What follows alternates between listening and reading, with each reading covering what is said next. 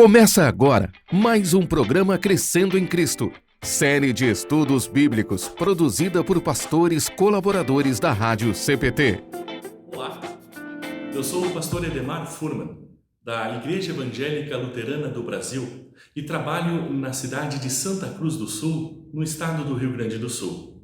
E eu tenho a honra de fazer parte dos pastores colaboradores do programa Crescendo em Cristo, que pretende trazer até você, numa linguagem mais simples, a santa palavra de nosso Deus. E eu tenho a honra de encerrar os estudos da segunda carta de Paulo aos Tessalonicenses.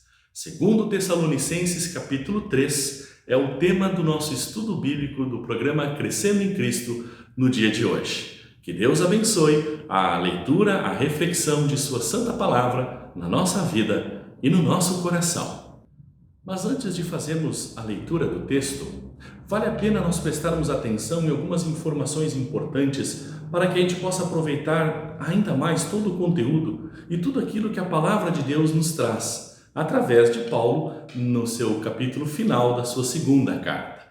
Esta segunda carta de Paulo precisa necessariamente ser lida à luz da primeira carta, 1 Tessalonicenses, onde, dentre tantos assuntos, Paulo dá uma ênfase toda especial ao retorno de Cristo. O capítulo 3 de 1 Tessalonicenses fala exatamente sobre isso, sobre estar preparado para a vinda de Cristo.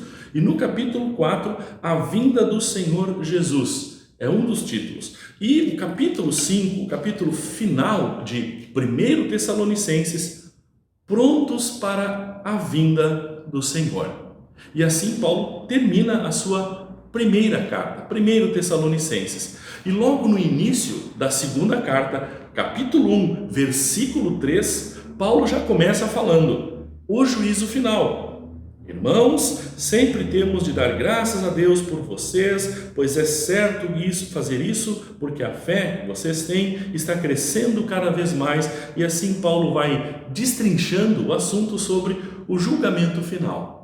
E por que essa informação é importante? Porque na sua primeira carta, quando Paulo falou sobre isso, ficaram muito mal entendidos. Ficou muitas dúvidas no coração, na vida, inclusive na vida prática do cristianismo lá em Tessalônica. Por isso Paulo precisou escrever a sua segunda carta, esclarecendo ainda mais este assunto, colocando ainda mais informações para o conhecimento dos seus leitores, dos cristãos de Tessalônica, e ainda também chamando a atenção para alguns equívocos, inclusive também para alguns abusos que estavam acontecendo naquela congregação em relação a este assunto. Para termos uma ideia, o pensamento foi o seguinte: bom, já que estamos na iminência do retorno de Cristo, já que o dia do juízo final está por acontecer, por que eu tenho que trabalhar? Por que eu tenho que fazer tantas coisas? Muitas pessoas, inclusive cristãos que faziam parte da comunidade cristã de Tessalônica, estavam se jogando nas cordas, como se diz por aí. Estavam deixando de atuar, de fazer a sua parte, especialmente no trabalho da igreja. E Paulo, então, precisa chamar a atenção de uma forma bastante contundente para este aspecto, por exemplo, deste assunto referente ao juízo final ou à volta de Cristo. Nesse sentido, então, com essas informações, que Deus realmente abençoe a reflexão e a meditação da sua santa palavra, com a leitura de 2 Tessalonicenses, capítulo 3, o capítulo final desta segunda carta de Paulo. Vamos então à leitura do nosso texto. E eu vou fazer a leitura a partir da Bíblia da NTLH, a nova tradução na linguagem de hoje. 2 Tessalonicenses 3. Orem por nós. Finalmente, irmãos, orem por nós para que a mensagem do Senhor continue a se espalhar rapidamente e seja bem aceita como aconteceu entre vocês. Orem também para que Deus nos livre das pessoas más e perversas, pois nem todos creem na mensagem. Mas o Senhor Jesus é fiel. Ele lhes dará forças e os livrará do maligno. E o Senhor faz com que confiemos em vocês. Temos a certeza de que estão fazendo e continuarão a fazer o que lhes recomendamos. Que o Senhor os faça compreender melhor o amor de Deus por vocês e a firmeza que Ele, Cristo, nos dá. Trabalhar e fazer o bem. Irmãos, em nome do nosso Senhor Jesus Cristo, ordenamos a vocês que se afastem de todos os irmãos que vivem sem trabalhar e que não seguem os ensinamentos que demos a eles. Vocês sabem muito bem que devem seguir o nosso exemplo, pois não temos vivido entre vocês sem trabalhar. Não temos recebido nada de ninguém sem pagar. Na verdade, trabalhamos e nos cansamos. Trabalhamos sem parar, dia e noite, a fim de não sermos um peso para nenhum de vocês. É claro que temos o direito de receber o sustento, mas não temos pedido nada, a fim de que vocês seguissem o nosso exemplo. Porque quando estávamos aí, demos esta regra: quem não quer trabalhar, que também não coma. Estamos afirmando isso porque ouvimos dizer que há entre vocês algumas pessoas que vivem como os preguiçosos, não fazem nada e ainda se metem na vida dos outros. Em nome do Senhor Jesus Cristo, ordenamos com insistência a essas pessoas que vivam de um modo correto e trabalhem para se sustentar. Mas vocês, irmãos, não se cansem de fazer o bem. Se alguém não quiser obedecer ao que estamos mandando nesta carta, vejam bem quem está fazendo isso e se afastem dele, para que fiquem envergonhados. No entanto, não o tratem como inimigo, mas o aconselhem, como se aconselha um irmão. Saudações, saudação de Paulo e bênção. Que o Senhor da paz dê a vocês a paz sempre e de todas as maneiras. E que o Senhor esteja com todos vocês. Com a minha própria mão escrevo isso. Saudações de Paulo. É assim que escrevo todas as minhas cartas. É assim que assino. Bênção, que a graça de nosso Senhor Jesus Cristo esteja com todos vocês. Este é o texto de 2 Tessalonicenses, capítulo 3. Que Deus abençoe esta palavra no nosso coração. Vamos agora, com muita calma, analisar o texto à luz daquelas informações iniciais. Já havia sido falado, este assunto já havia sido tratado com os cristãos de Tessalônica. A vinda do Senhor e uma vida digna de um filho de Deus diante desta realidade, diante desta certeza. Portanto, Paulo não está trazendo aqui nenhuma novidade. O que Paulo está fazendo é ampliando os conhecimentos e também dando algumas admoestações, alguns conselhos, mas também usando a sua autoridade apostólica para ordenar algumas coisas naquela comunidade. Portanto, logo no início, nos primeiros versículos, o próprio título do capítulo 13 é Orem por nós. Então, Paulo começa a última parte da sua carta dizendo: finalmente, irmãos, orem por nós. Paulo está pedindo o apoio daquela comunidade no trabalho da missão, não só ali, aonde ela deu certo, aonde ela frutificou, mas que as orações dos cristãos de Tessalônica abençoem também o trabalho apostólico em outros locais, lá onde Paulo estiver trabalhando como missionário de Cristo, como mensageiro da verdade. E é interessante que Paulo pede: orem por nós, e depois ele fala disso, que a mensagem seja aceita rapidamente em todos os lugares, como aconteceu entre vocês. E no versículo 5, Paulo ora pelos cristãos de Tessalônica. Paulo pede que os cristãos orem por ele e pelo trabalho missionário dele e dos seus companheiros, Silas e Timóteo, mas também Paulo faz uma oração, versículo 5, que o Senhor os faça compreender melhor o amor de Deus por vocês e a firmeza que Ele, Cristo, dá. A comunhão entre os cristãos é uma via de mão dupla. Orar uns pelos outros a Deus, pedindo que Deus abençoe a todo o trabalho. E aí vem então a segunda parte do nosso texto, o bloco maior, versículos 6 até o 15, trabalhar e fazer o bem. E aqui já vem então no versículo 6 aquela ideia de ordenar, de Paulo fazer uso de sua autoridade apostólica.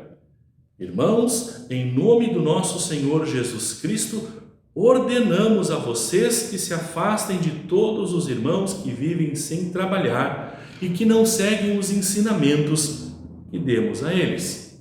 Portanto, Paulo recebeu a notícia, provavelmente de pessoas que vieram receber esta carta de Paulo para fazê-la chegar até os cristãos de Tessalônica, essas informações sobre os problemas que estavam acontecendo nesta incipiente comunidade cristã de Tessalônica. Por isso, Paulo precisa admoestar com um tom um pouco mais severo aos cristãos daquela cidade. Afastar-se daqueles que são preguiçosos. Paulo fala inclusive em uma regra, lá no versículo 10, porque quando estávamos aí, demos essa regra: quem não quer trabalhar, que também não coma. E assim, então, Paulo vai um pouco mais longe ainda, quando critica a atitude desses cristãos que não querem trabalhar para o seu próprio sustento, no trabalho da sociedade civil, podemos dizer assim, sendo preguiçosos e relaxados na sua vida de cidadãos aqui deste mundo, mas isso também se reflete na vida cristã. Deixar de exercer o seu papel de um filho de Deus, de um cristão, tanto na igreja como na sociedade. E Paulo diz então no versículo 11, no finalzinho, algumas pessoas que vivem como preguiçosos, não fazem nada e se metem na vida dos outros.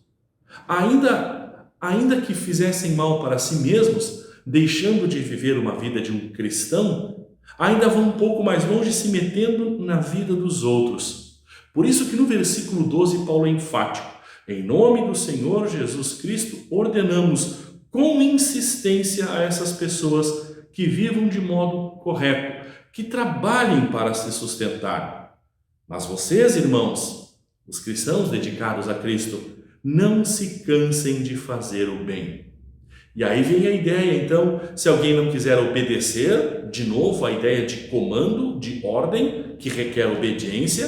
Se alguém não quiser obedecer a este mandamento nesta carta, vejam bem quem está fazendo isso e se afastem dele para que fique envergonhado. Portanto, este é a ordem, este é o compromisso com a fé cristã. Não apenas de ideias, não apenas de palavras, mas um cristianismo de ação. Um cristianismo que deve ser vivido na prática da vida, tanto na sociedade civil, desempenhando o seu papel de cristão no mundo, sendo um bom cidadão, cumprindo com as suas obrigações legais, trabalhistas e assim por diante, mas também sendo um cristão dentro da igreja, cumprindo ali também o seu papel de testemunha de Cristo, de viver uma vida consagrada ao Senhor. E se alguém não estiver fazendo isso, deve em primeiro lugar ser admoestado. E se ainda assim insistir no erro, a igreja precisa se afastar dele para que ele se sinta envergonhado. Mas ainda assim, no versículo 15, o amor cristão está por trás de tudo isso. No entanto, não o tratem como inimigo, como adversário, alguém que precisa ser derrotado, mas sim aconselhem como se aconselha um irmão. Palavras de Paulo refletindo o ensinamento de Jesus em Mateus 18. Vai arguí-lo entre ti e ele só, ou seja, vai procurar o teu irmão e aconselha-o em particular. Se ele não te ouvir, leva 3 testemunhas. Se ele não ouvir a ti as testemunhas, então fala à igreja. E só depois de todas essas tratativas pastorais, conciliatórias no amor cristão, é que uma pessoa será então excluída, retirada da igreja, porque ela mesma não quer viver de acordo com os ensinamentos de Cristo.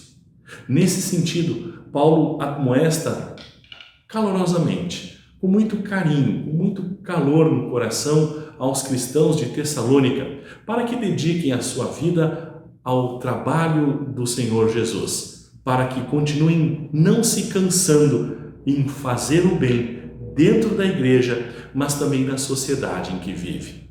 Que Deus nos ajude a nós também nos comprometermos com a nossa fé exatamente nesse sentido. Não apenas em pensamentos, no mundo das ideias, mas que possamos dedicar a nossa vida, as nossas ações ao serviço do Senhor e da sua igreja neste mundo. Que Deus realmente nos abençoe nesse sentido. E assim chegamos ao final do nosso texto, os 3 versículos finais, saudações e a bênção. É interessante este detalhe, no versículo 17, com a minha própria mão escrevo isso. Saudações de Paulo. É assim que assino todas as minhas cartas, é assim que escrevo.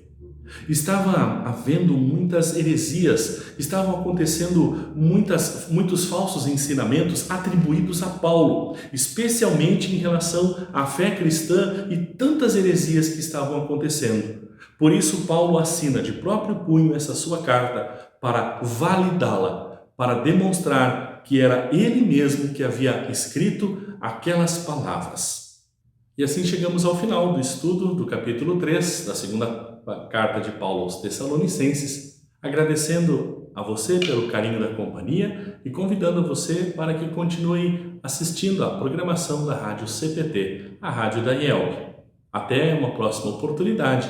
E assim como Paulo nos orientou a orarmos pela fé e pelo trabalho da igreja em todos os lugares, que Deus abençoe esta fé em nosso coração e que Deus atenda às nossas orações. Finalmente, irmãos, orem por nós, para que a mensagem do Senhor continue a se espalhar rapidamente e seja bem aceita, como aconteceu entre vocês. Que seja esta também a nossa oração. A todos um forte e carinhoso abraço, bênçãos do nosso bondoso Deus sobre todos e até a próxima oportunidade. Acompanhe este e outros programas em radiocpt.com.br.